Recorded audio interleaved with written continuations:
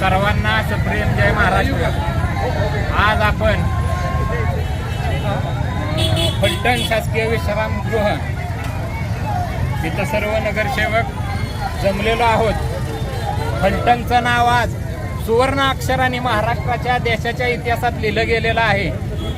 8 दिवसापूर्वी नगराध्यक्ष उपनगराध्यक्ष यांनी फार मोठा गाजावाजा करत पथदिवे लावले। यापूर्वी कधीही नाही झाला असा विकास दाखवण्यात आला। त्या पथदिव्याची आज अवस्था काय आहे?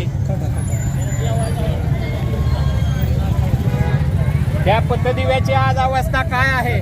हा खांब इथं बसलेल्या शेतकऱ्याच्या अंगावरती पडला आणि त्याच्या मनगटाचं ऑपरेशन करण्याची दुर्दैवी वेळ त्याच्यावरती आलेली आहे। याची सर्वस्वी जबाबदारी फलटणचे नगराध्यक्ष आणि उपनगराध्यक्ष यांनी घेतलेली आहे का?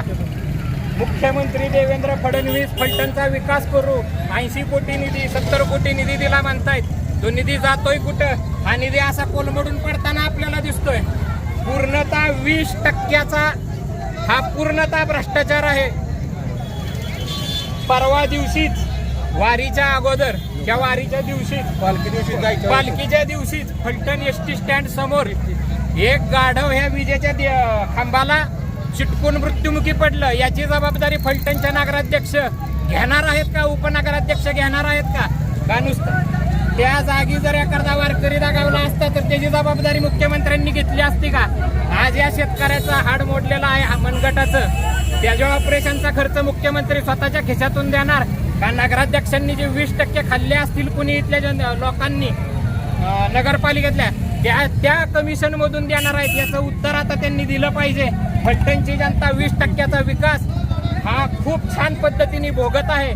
केलं तर काही नाही, फक्त दिवे लावले आणि ते दिवे सुद्धा लोकांच्या जीवावर उठलेले आहेत, जनावरांच्या जीवावर उठलेले आहेत। एसटी नुसती शेजारून गेली आणि त्या खांब त्या एसटीवरती पडलेला आहे। एसटीतील प्रवाशांना जर विजा झाली असती कोणती तर त्याची जबाबदारी नगराध्यक्ष घेणार आहेत का?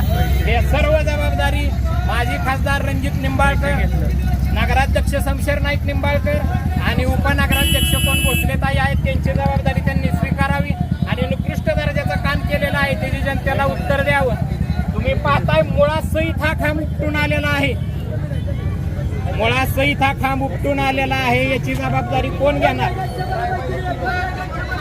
रायबा इलेक्ट्रिकलनी हे काम केलं असं ते म्हणतायत, पण हे ह्या पद्धतीचं काम 1,20,000 रुपये म्हणतायत खांबाची किंमत आहे। परवा दिवशी आम्ही तिथं ऐकली, खरं काय खोटं काय त्यांनाच माहिती। नाही लोकार्पण समारंभ केला, मुख्यमंत्र्यांनी ढोल वाजवले। मुख्यमंत्री फलटण तालुक्यातील जनतेच्या मुळावर उठलेले आहेत का असा प्रश्न इथं उपस्थित होतोय। जनता एकच म्हणतीये, एकही भूल और कमल का फूल।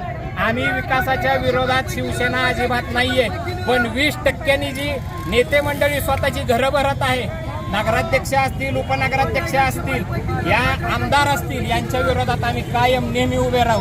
हा सर्वस्वी नगराध्यक्षांचा नाकर्तेपणा, उपनगराध्यक्षपणाचा हलगर्जीपणा त्या शेतकऱ्याच्या जीवावर, त्या गाढवाच्या जीवावर, त्या एसटीतील प्रवाशांच्या जीवावरती बेतलेला आहे। याचा मी फलटण शहर शिवसेना तसेच माझे सर्व नगरसेवक बंधू भगिनी यांच्यातर्फे जाहीर निषेध करतो।